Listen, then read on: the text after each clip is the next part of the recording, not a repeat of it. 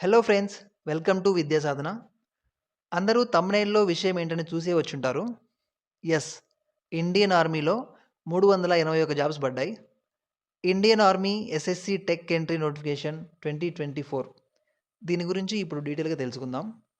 ముందుగా ఈ పోస్ట్‌కి కావాల్సిన క్వాలిఫికేషన్ ఏంటని చూసుకుంటే బీఈ లేదా BTech in any engineering stream అని ఇచ్చారు.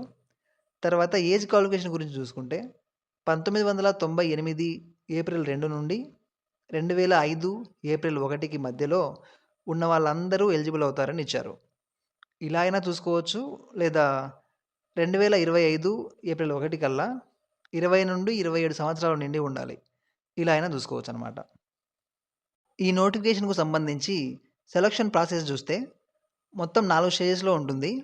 అవేంటంటే, ముందుగా షార్ట్ లిస్టింగ్ చేస్తారు మన అప్లికేషన్ను. తర్వాత ఎస్ఎస్బి ఇంటర్వ్యూ ఉంటుంది.